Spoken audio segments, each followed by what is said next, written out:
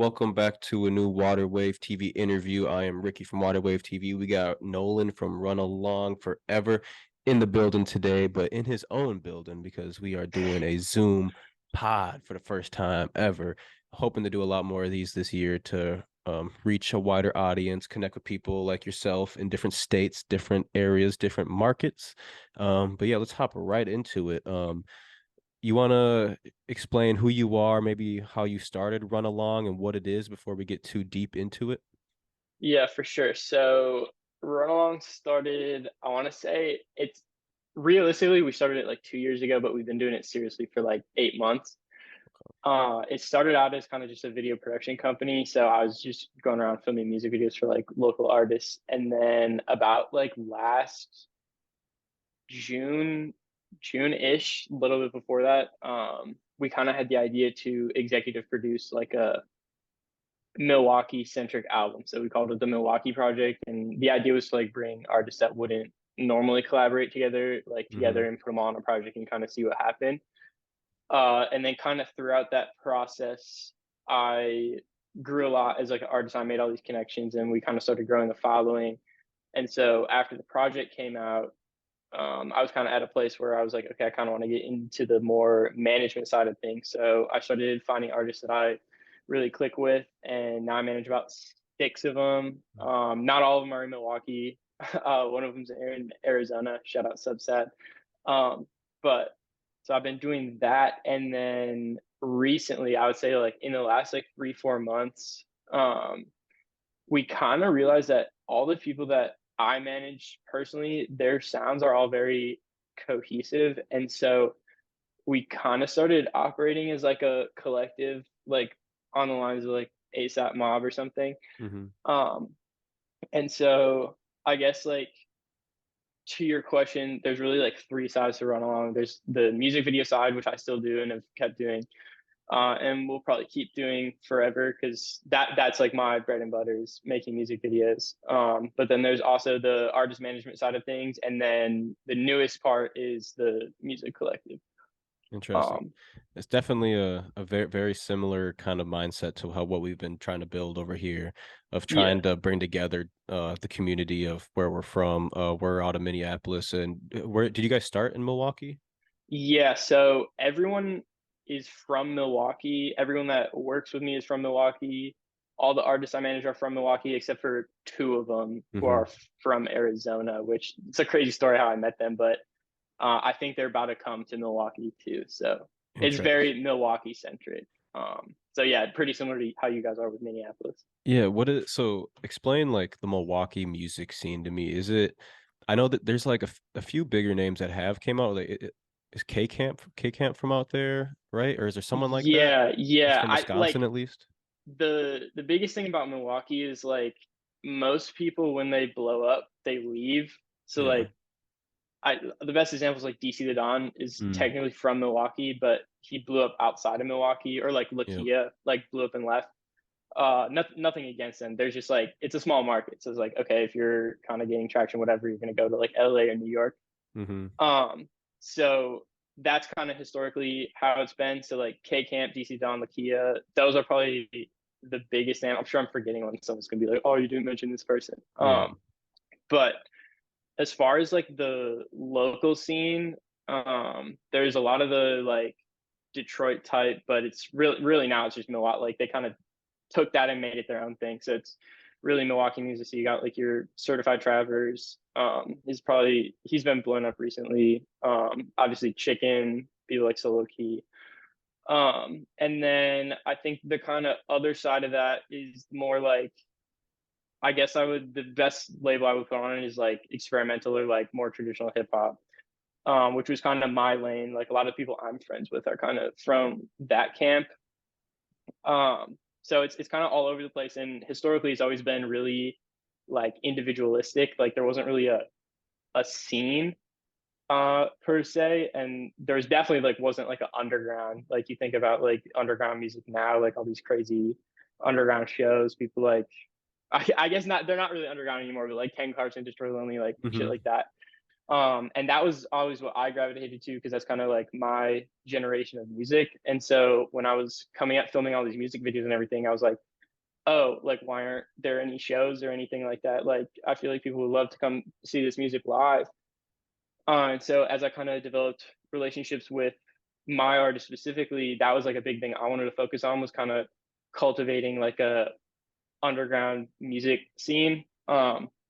Because I always wanted something like that, and I was like, okay, if I have all these relationships, why not kind of do something like that? So for the past like since the summer, really, we've been just throwing shows at like random places. They started out really small, like 20, 30 people. And the last one we did, we did in a house basement and had like 200 something people show up. So it's been crazy to kind of like watch the growth of that. And that's like no like shade to anyone that was kind of here before we were, but I think like everyone talks about like the 2016 to like 2018 like music. It's like I put us as like after that, like it's like a new generation of like Milwaukee artists is Yeah, like where I would put myself. So I feel like I'm kind of me and the rest of like Run Along Forever. I feel like we're kind of removed from kind of the people that have been around for a while. that's how I feel with us too. In Minneapolis, it's like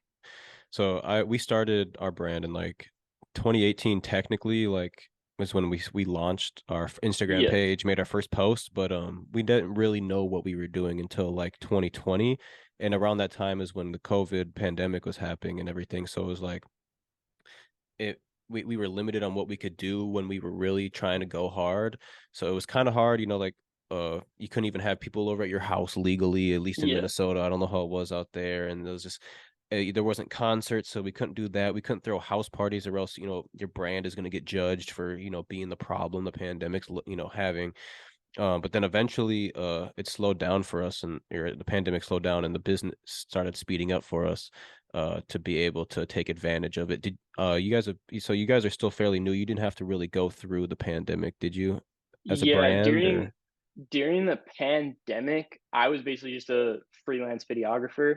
Oh So yeah. like there was no really Run Along. Like I had a different name for a long time and then I had to change Hmm. it for like copyright reasons and then Run Along was just like the name that stuck. But through that whole period, I was a junior in high school, junior senior in high school, like at the peak of the pandemic. And so Hmm. I was just filming like that was me just basically learning how to film music videos and like meeting people and kind of establishing everything. And then I would say like we didn't start gaining very much traction until like this year. So this has really been like our, I would say like establishing ourselves kind of. Yeah, I was scrolling through YouTube, and you got really good engagement on YouTube. Like, 1,000 Yeah. plus views on most of your vlogs and interviews and stuff like that, and music videos are getting up there as well. That's one thing, at least we've struggled with on YouTube. We have a lot of videos that go viral. It's mainly concert videos. We try to cover when artists come, like big names like Trippie Redd or whoever, like names like that, when they come to town. We'll try to get media passes and cover those events because those hit really big on YouTube. But our, like, vlogs, interviews, it's like hard to get people to engage in those, you know what I mean? Like, Yeah. because our Instagram gets full engagement. We'll get 10,000 views on the interview clip, but the interview itself will have 300. So it's like Yeah. people don't necessarily go to the YouTube. Have you what have you done that you think has maybe worked to keep the engagement high on all platforms rather than just the one that is the best for you?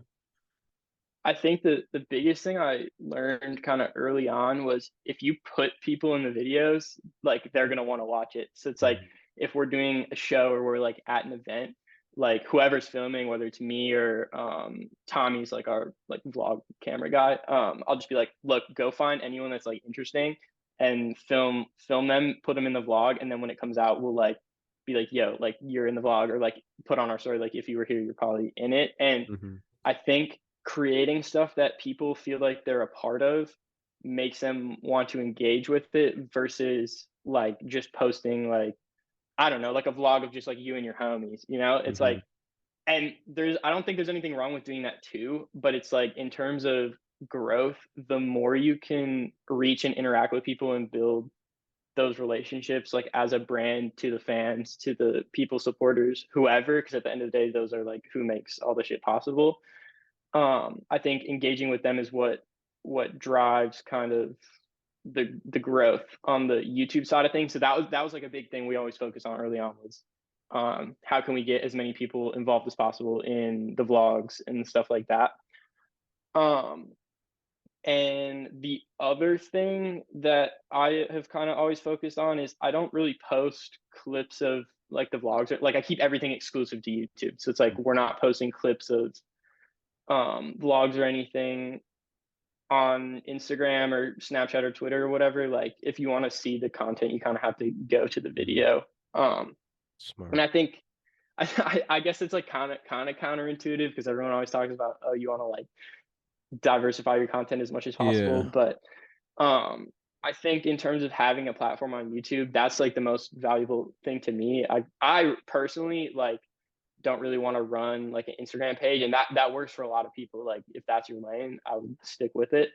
But I really wanted to grow YouTube as a platform, so we kind of made that the focus. Um, that makes sense. yeah, That's kind of how we started too. YouTube, I always just wanted to have like a really good YouTube channel. I remember being like younger and wanting to like be a YouTuber. Like that was like what I wanted to do when I was going through high school, and that's when I yeah, started my YouTube channel. Was when I was in high school, my first vlog channel. It's not the Waterwave one now, but it's somewhere out there for people to find if they want to find it. Um, but yeah, but our Instagram ends up being like our most engaging. We still have more subscribers than followers, but our Instagram just happened to be the most engaging, and now we're kind of turning our page into like just like another like blog post page. Like if you scroll through ours, you'll see like the caption with the photo underneath, and you see that in a yeah, million hundreds of thousands of pages that do that.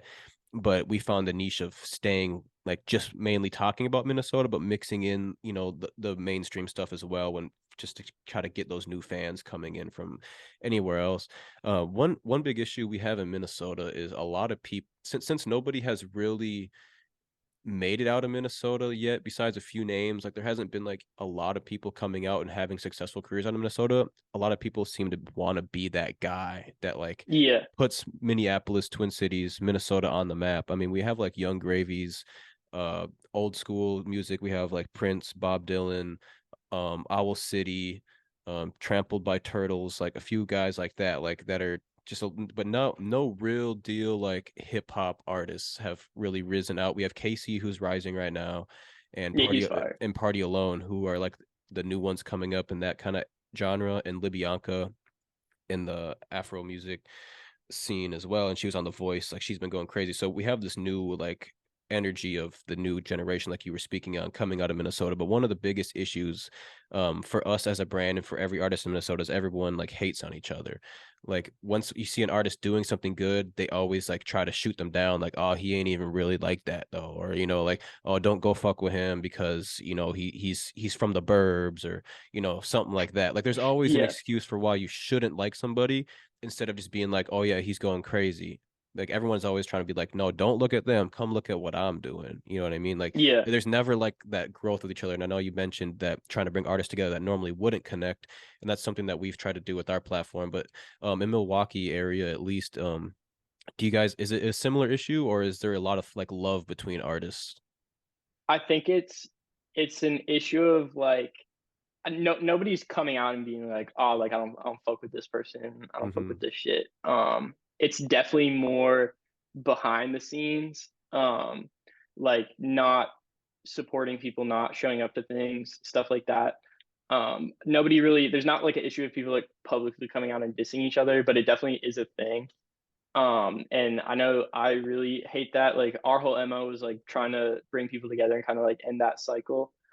And I think it's not really anyone's fault that that's a thing. I think music is just really competitive, and in places like Milwaukee and Minneapolis that are so new in terms of establishing themselves as like hip hop centric cities, there's so few opportunities that people are just gonna like be at each other's throats over them.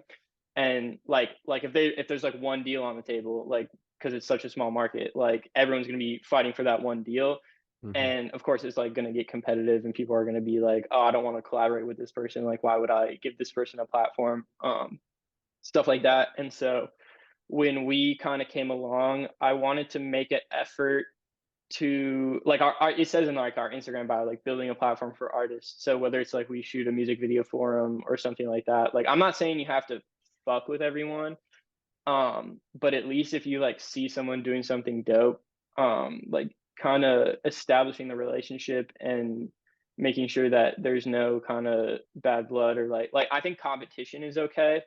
But our whole MO was like trying to work with as many people as possible, put as many people on as possible, stuff like that. So yeah, it's definitely a thing though. It definitely goes on behind Do, the scenes. do you personally or your brand, do you get a lot of I wouldn't say hate or more of just like backlash on like if you decide to put someone on on a lineup instead of someone else to where like people start judging you of like, oh, you're picking favorites or you got to open up your mind and look at, look at me. Like it's usually a lot of artists that are very um picky about themselves, like, oh, put me on the show, put me on the show. Like, have you reached that yet where people are like basically like getting mad at you because you're not giving them the spotlight?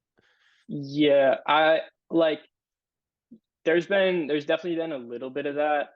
I think we combated it with like the shows that we've been doing have just been run along artists. So it's like Hmm. our collective. So we've just Okay. been performing as our collective. And I don't want to keep it that way, but I think one of the biggest problems we faced early on was we were trying to have like hella people perform at every show. And so we were throwing these shows that would be like 15 artists deep. And like by the end of it, everyone's like, dude, it's been like 3 hours. Like we don't Hmm. want to and I think that just goes back to the lack of opportunities again. Like it's not an issue of, oh, we don't want you to perform at this show. It's how can we get you on the next one? Or like have enough shows that everyone gets to perform.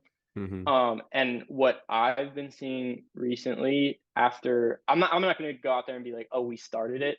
But after we started doing we were performing in garages. Like in June and July, we would just like pull up uh Ethan from there's a clothing I don't know how to describe it. It's like a clothing curation company. They're called Niche Exhibit.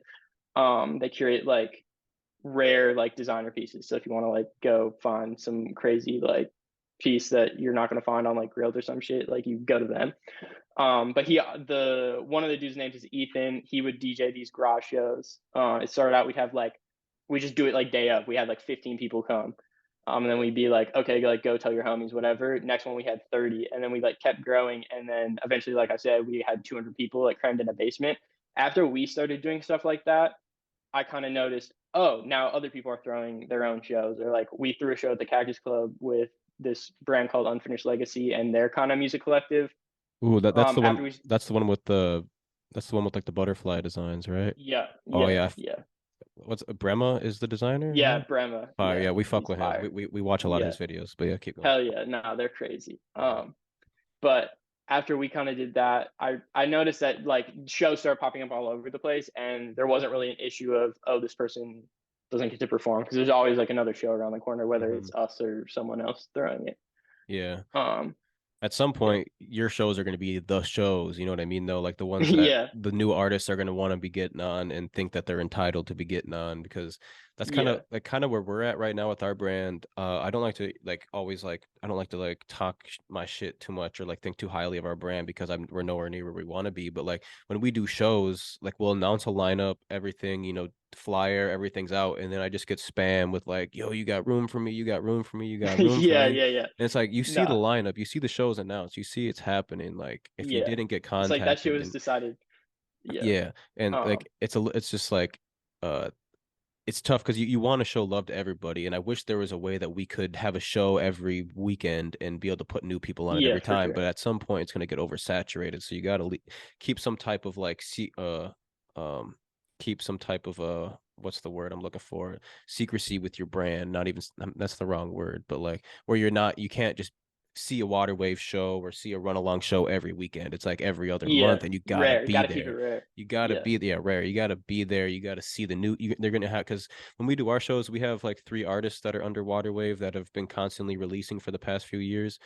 for sure. Calvino, Cumo, and Trace and Green. So they always perform at our show, most of our shows, if not all of them. And then we'll add like 4 or 5 like new acts every time, just to try to like Yeah. bring new fans in and show love to other people and whatnot. But I do want to talk about your basement party. And So do you guys, you said you did a show, was it at the one with Unfinished Legacy? Was that a venue or have you always That did? was at a venue, yeah. Okay. That was at there's a venue in Milwaukee called the Cactus Club. Hmm. It's like the big like it's not like huge, it's like a really small venue, but Hmm. like if you're throwing like a underground show, not even underground, like if you're like a local artist, you're usually throwing a show at the Cactus Club. Okay. Um, so I wanted to check that one off. And it was really cool. It was fun. There was hella people there, but Runalong's whole MO kind of was bringing back like the underground shit. Like Hmm. I don't think we've ever done a show outside of that at a venue that we weren't opening for. Because obviously, like one of my artists, Kill Dawn, opened for DC the Dawn. That was at the Miramar, which is like another venue. And then one of my other artists, Khalil, opened for G Herbo, and that was at the Rave, which is like Milwaukee's like big one. Okay. But for anything we've done kind of as a group, we've always wanted to do it at places that aren't venues. Just because we've had a lot of issues with getting venues. I think like there was this whole thing for a long time is like they wouldn't book like rap artists, so we were like, okay, fuck that, like we'll just go throw it in a basement.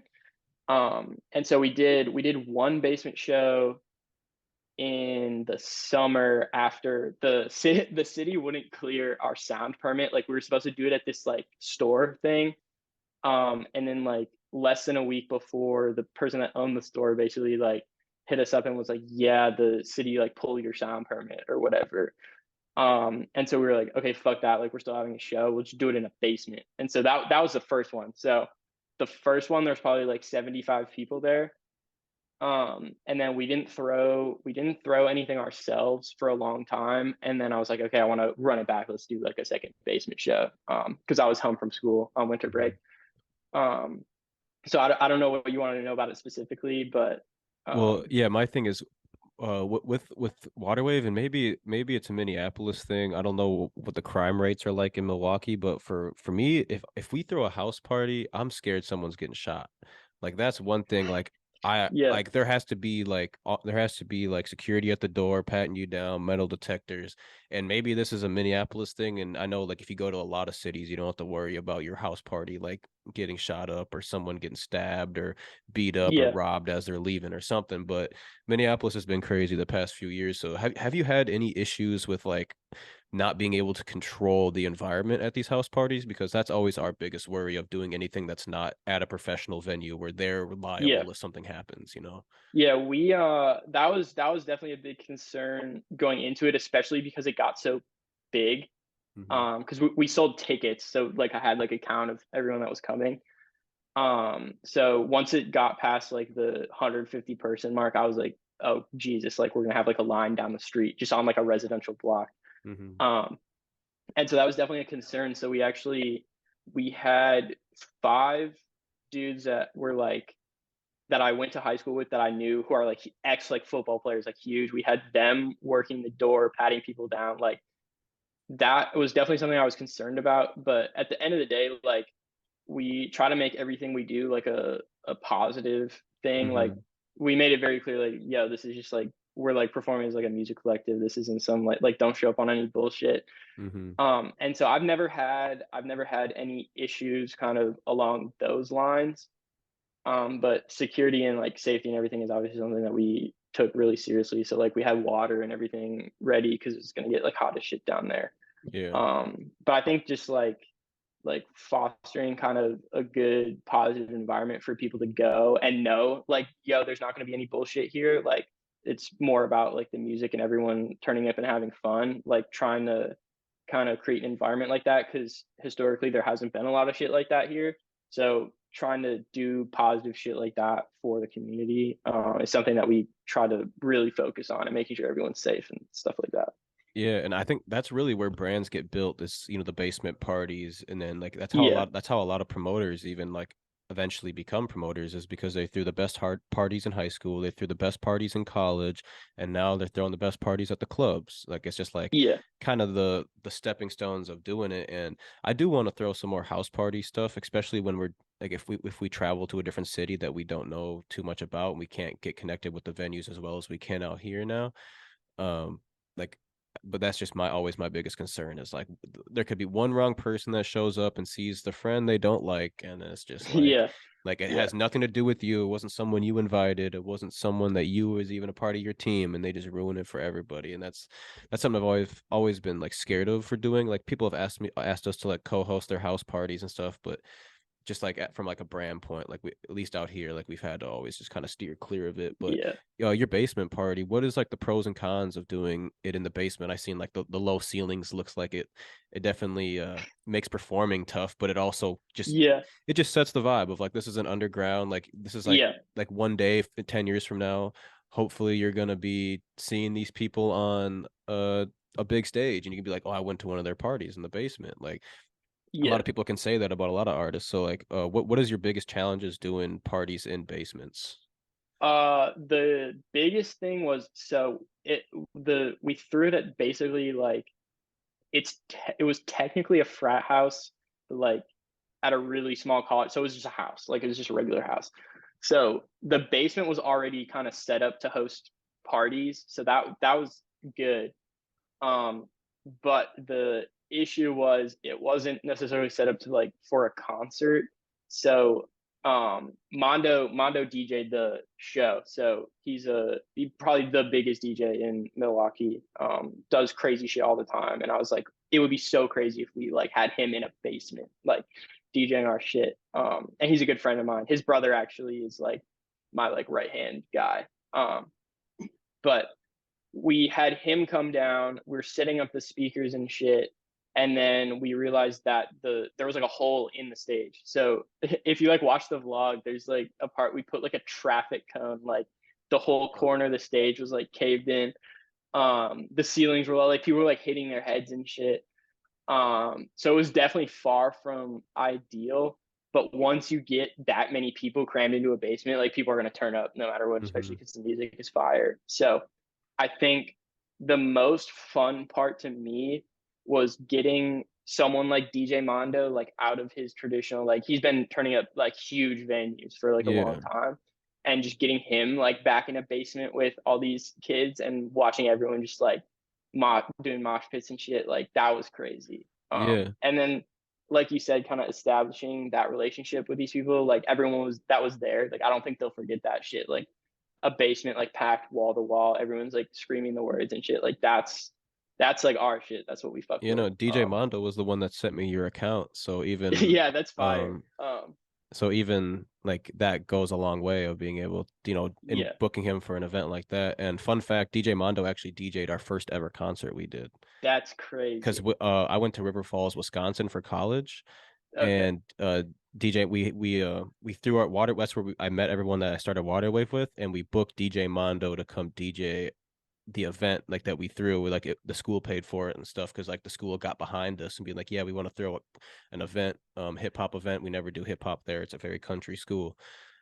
So we got the Black Student Union got behind us, and we were looking at people to spend money on. We had a little budget, and we booked DJ Mondo. But yeah, full circle, I've seen him going crazy. And then like when I Yeah. when I found out you had him in the basement party, I was like, no way, like that's fire. Yeah. Because like obviously like a DJ will DJ as long as he can plug in and go. But it's like Yeah. I know he does like the Badgers game. He like works for the Bucks now or something, right? Too like he's Yeah. like the announcer, like the hype He does man at the everything, Bucks. bro. Yeah, he's everywhere. But yeah, like that's yeah, Yeah. it's super cool. He's probably been in terms of like putting us on, he's probably been the biggest person.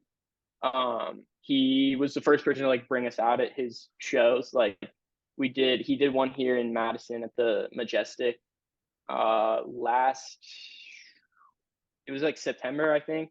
Mhm. He brought out Kildon and Meech, or he goes by Khalil is like his stage name. Brought them both out to this massive crowd, like the whole place went crazy. He brought us out at his former residency, the Miramar, a couple times.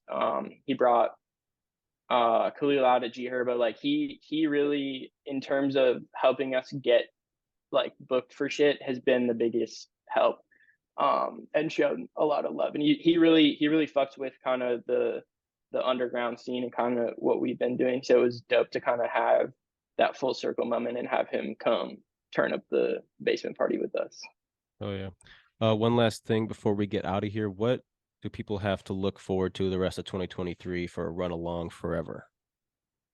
So I don't think I'm technically supposed to announce this yet. I think our distributor might get kind of mad. We're working Distributor. You got on a co-sign deal? You signed to a label or something? I don't know, maybe. Oh shit. No, we're independent. But we have been working on a Roll On Forever mixtape as a collective. So hopefully, I think we're gonna try to announce it soon. But that's what we've been working on that for like months, like Hmm. fully producing it ourselves, stuff like that, recording it, shooting all the music videos. So hopefully soon we can announce it. But we have like crazy music on the way. And then aside from that, I've got a bunch of music videos in the vault with some crazy artists, and we're planning on going full steam ahead with shows. So I want to try to do some outside of Milwaukee. Think we could get a you Maybe think we could get a Run Along Forever Waterway show out in Milwaukee? I think we could definitely do something like And that. then we could come do one out here. Hell yeah, no, that would be fire. But yeah, I think for the rest of the year, like really establishing ourselves kind of at the forefront of Milwaukee's music scene is our goal, and obviously putting this tape out is something that I've been looking forward to for a long time. Hmm. We had to delay it a little bit. Initially, it's gone through like a bunch of variations, but I think where it's at now creatively, it's the craziest shit I've ever worked on. I executive produced the whole thing, so I'm really excited to kind of share that with people, and I think that'll really do something in terms of putting us on the map outside of just Milwaukee. So Yeah, that's fire. That's um, something that we've wanted to do over here for a while. And when we first got our physical place that I'm in right now, which has a studio in it too, we started it and then we just never finished it. And it's been like 2 years and yeah, we just never finished it. And I think it's something that's really good because it's just going to bring a lot of people together, connect artists that normally wouldn't make music together and all that type of stuff. But yeah. yeah, I think I don't know. I know projects like that. Obviously, we did the Milwaukee project, but that was I had kind of creative control, but I didn't really. This is the first project or album that I've worked on where I've had kind of full creative control and done everything completely myself. So we're really excited to kind of get that out and promote it the right way and everything. So yeah, oh, well, I'm excited. I'm gonna keep watching your page. So I can dive into more Milwaukee artists. I'll probably ask you for some references so I can get some artists on my channel as well. Um, and you too as well. If you ever have any questions and you want to connect with any artists in Minnesota, I have a connect to just about all of them. So feel free to always reach out. And I think doing a show together would be fire. And there, I know yeah, that'd there's be crazy. you got connects to the venues out there. We got connects to the venues in here, over here. I think we got to make it happen. Um, but yeah, this was Waterwave TV. This was Run Along Forever. Make sure you go Hell yeah, subscribe to their channel. It is in the description. Make sure you subscribe to our channel if you're watching this. If you're coming from his channel, we need all your guys' love as well. hell Um, yeah, for sure. we mainly talk about Minnesota stuff, but we're branching out. We get people when they come to town. We're doing stuff like this, so we are trying to take over the world. But Hell yeah. other than that, I'm out. Peace.